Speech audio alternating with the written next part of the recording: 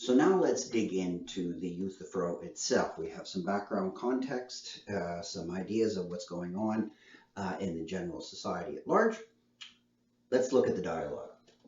So Athens at the time had a number of rulers or leaders. They were sometimes called the archons. There were 9 of them. The one that's relevant for us is the archon Basilus, who was kind of like a ruler king. And the archon Basilus was this person that looked after religious affairs in the city. And so the dialogue begins at the uh, at the place of this archon Basilus, this ruler who is in charge of religious affairs. And this is where Socrates encounters Euthyphro. And Euthyphro is rather, puzzled and surprised to see Socrates there. And he asks, like, so what are you doing here? How come you're not, over at the school arguing and lecturing and teaching and doing philosophical things? What are you doing here? So it starts with Socrates being kind of out of place, and you can use that as an image to dominate the whole dialogue of basically how Socrates is kind of out of place with his society. Now, and again, remember that Socrates is, at this time, he's already been, in a way, kind of charged with Anhoseion, right? Hoseion, remember, we looked at that previously, and why I'm keeping the Greek words. So in that sense, now Socrates is kind of getting ready to talk to this Basilus about his supposedly upcoming trial. So we're right on the edge of Socrates going to trial, and the Basilus would be busy looking after all the religious affairs of the city, because you had to keep all those affairs in order, because if you didn't, you'd get on the wrong side of the gods, and the crops would fail. Your armies could lose on the battlefield. Disaster if you didn't keep all this straight. So the Basilus is an important figure. Now, also, the notion of Hoseion and Anoseion, these are important terms in Athenian society, and they had broad meanings. There was lots of actually disagreement. So the broad meanings in the sense of they covered a lot of different kinds of cases, and there wasn't a perfectly settled sort of agreement on what these terms mean. So the idea of Socrates saying, tell me about the Hoseion, Euthyphro, you seem to know a lot about it. I'd like a good solid definition. It's not an unusual request. It wasn't quite that he could just go look it up in a law book. Things weren't quite structured like that. So not only is the religion different, as I mentioned in an earlier video, the legal structure and things like that are different from what we would know today. So it wasn't quite as organized as what we would have, let's say, in a modern liberal democracy. All right. So Socrates, being charged with this Anhoseion is, is basically charged with corrupting the youth, bringing new gods in. And remember, as I mentioned, he talked about his daimon, and that would have upset a lot of people because of the fear of miasma. So anyway, so you can read this little introductory conversation that they have, and Socrates talks about this young man, a fellow named Meletus, who's bringing the charges against him, and Socrates is worried about this, and so we have actually a couple of different patterns here, namely the parallel trials. So when you'll read it, you'll see that Euthyphro is actually suing his own father. So keep in mind, as what I talked about earlier with the Uranus, Kronos, and Zeus issue of father and son battles, there is a father and son battle here, and Euthyphro is launching a charge of phonos, which is like homicide, against his own father. So you can read Euthyphro talk about why he's there. He's normally in charge and looking after these kinds of things. He's sort of a well-known theologian in the city, but he's charging his own father with murder. So there, and when Socrates, he's like, "What? You're charging your own father with murder? You're suing your dad for murder?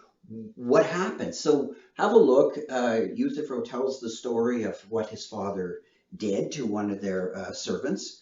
And he's basically saying that, well, my dad, did something to one of the servants that led to the servant's death, and so I'm going to be suing my father. And he's worried also Euthyphro is worried about the blood pollution, the miasma I talked about. So hopefully all that stuff I talked about in the previous video will make this opening conversation make a little bit more sense. You can see what they're all referring to. And so anyway, so Socrates says, yeah, this young guy Miletus is suing me. So this younger fellow suing Socrates. So Miletus versus Socrates, because Miletus is saying that Socrates is responsible for possibly spreading or encouraging or some kind of connection to miasma, right? The pollution in the oikos, which oikos just means home. And Euthyphro is also serving his father for the with miasmos in the polis. Okay, so what we've got now is a number of parallel structures, references to the society at the time. So let's dig a little bit deeper into this. Now, before I go on, what I want to point out is something that's just a bit of a technical note. In my copy of the Euthyphro and the one that I put a couple online for you a couple links online for you guys to look at. When I give the page numbers, I'm actually referring to what are called the Stephanus numbers. And the Stephanus numbers are the numbers that you'll find. If you look here, you can see numbers in the margins. So the Stephanus numbers are universal. So every translation will have the Stephanus numbers on the margins at the same places.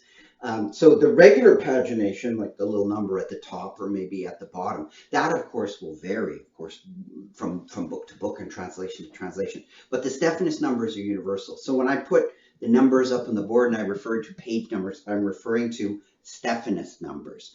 Where the term Stephanus comes from, you can look that up. It's a historical note. It's related to someone who issued sort of standard translations, and those numbers were taken from his translations, and they're adopted as a universal way of referring to these ancient texts of Plato's.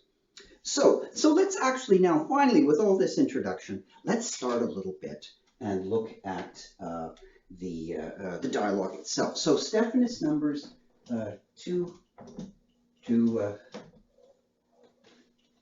around 2 to 3. So here we are at the Archon Basileus's place. Socrates has never appeared in a court. That's why Euthyphro is surprised.